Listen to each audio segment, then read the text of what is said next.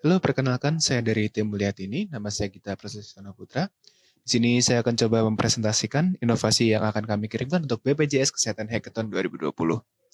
Inovasi kami adalah zakat sehat atau bisa disebut juga donasi premi, memanfaatkan ZIS atau zakat infak sodakoh dan donasi sukarela untuk membayar premi orang tidak mampu sebagai alternatif zakat infak sodakoh dan donasi sukarela lain di era normal baru. Yang biasanya orang kalau zakat infak sodakoh mereka coba ke lembaga amal atau mereka langsung ke panti asuhan, kan sekarang cukup sulit. Nah, bagaimana supaya mereka bisa berzakat, tapi mereka juga sekaligus membayar premi orang yang membutuhkan. Itu inovasi yang sedang kita eksplor saat ini. Nah, mengapa zakat? Nah, menurut Bank Indonesia sendiri, potensi pendapatan zakat sekitar 270 triliun pada tahun 2019 dan akan terus meningkat. Realisasinya pun meningkat cukup pesat sekitar 39% peningkatan pada tahun 2018.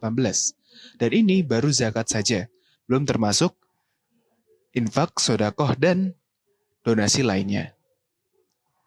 Bahkan, jika kita hanya memanfaatkan 3,5 dari potensi zakat nasional atau 3,5%, maka defisit dana jaminan sosial kesehatan dapat terpenuhi. Dari 300 triliun, dari 270 triliun tersebut, 3,5% adalah sekitar 10 triliun, yang cukup untuk memenuhi defisit DJSK yang terjadi setiap tahunnya. Belum lagi ditambah sodakoh atau donasi dan donasi-donasi lain dari tempat lain maupun orang lain. Nah, bahkan potensi donasi yang non-zakat, biasa saja seperti yang ada di Kitab Bisa ini, sangat besar. Seperti bisa kita lihat, banyak sekali donasi-donasi mulai dari 1 miliar, ada 19 miliar, ada 18, ada 89 juta, dan lainnya. Ini bukan jumlah yang kecil, dan jumlah yang sangat-sangat-sangat menarik untuk diperiksa lebih lanjut menjadi alternatif pendanaan dana jaminan sosial kesehatan. Nah, permasalahan yang ada di zakat adalah penerima zakat adalah 8 asnaf, tidak boleh yang lain.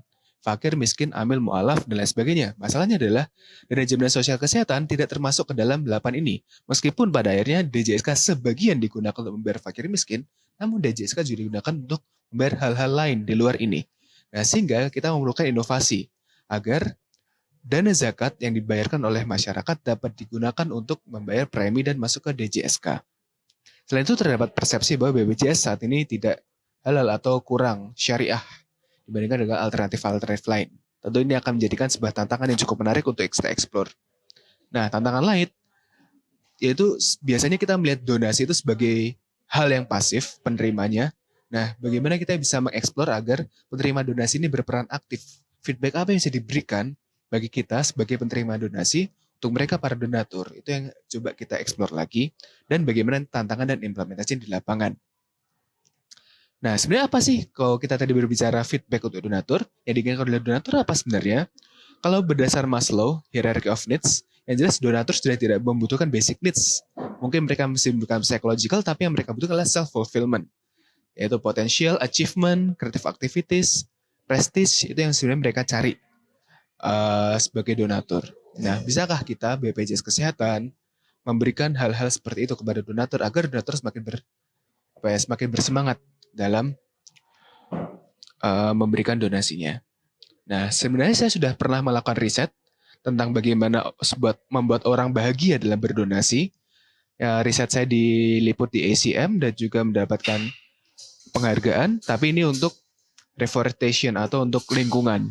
Nah, konsep yang sama coba saya terapkan kemudian untuk kesehatan. Nah, saya sudah melakukan beberapa riset terhadap user dan lain sebagainya, dan ternyata memang menarik ya, bahwa sebenarnya kita bisa menggunakan tadi Maslow Hierarchy of Needs, kita terapkan gamifikasi, dan kita berikan reward intangible. Nah, sehingga kita mampu meningkatkan pengalaman berdonasi menjadi lebih menyenangkan dan lebih baik. Nah, sehingga mungkin itu untuk memberikan kita secara aktif dan untuk mengakomodir para donatur. Nah, ini solusi yang kita tawarkan, yaitu zakat sehat atau donasi premi. Itu sebuah fitur, yang definisinya adalah sebuah fitur di BPJS Kesehatan atau JKN Mobile, yang memungkinkan user atau pengguna untuk melakukan zakat, sodakoh, atau donasi lain. Nah, donasi lain ini biasanya yang tidak terikat dengan keagamaan, sehingga tidak mengikat, tidak ada aturannya. Nah, zakat sodakoh dikirimkan melalui JKN Mobile dan nanti dikelola oleh Basnas. Mengapa seperti ini? Untuk memastikan bahwa penggunaan dana zakat dan sedekah sesuai dengan peruntukannya. Tadi seperti yang sudah kita bahas, bahwa sebenarnya zakat dan sedekah ada syarat-syarat tertentu. Nah, di sini saya sudah berkonsultasi juga dengan beberapa kawan saya yang merupakan ahli di bidang ekonomi syariah.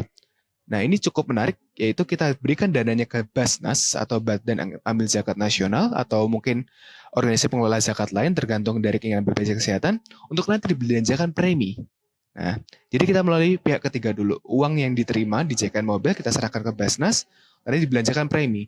Nah, ini dibelanjakan premi untuk asnaf 8, jadi orang fakir miskin yang sudah didata oleh Basnas, kemudian dibelanjakan oleh mereka. Karena toh, lagi pula mereka juga biasanya tidak membayar premi BPJS Kesehatan. Dan tidak semua fakir miskin atau tidak semua fakir miskin mendapatkan fasilitas bantuan iuran dari pemerintah. Tidak semua asnaf 8 mendapatkan bantuan iuran dari pemerintah, sehingga orang-orang yang tidak mendapatkan bantuan iuran dari pemerintah dan kesulitan membayar iuran, maka bisa menggunakan skema ini. Nah, nanti premi ini akan masuk ke DJSK, sehingga targetnya adalah mengurangi angka peserta mandiri maupun peserta non-PPU lain yang tidak membayar premi. Nah, untuk donasi lain, donasi non-keagamaan, seperti kita bisa kita serap juga. Nah, nanti skemanya bisa menggunakan NGO, sama seperti Basnas tadi, untuk belanjakan premi atau langsung masuk ke DJSK.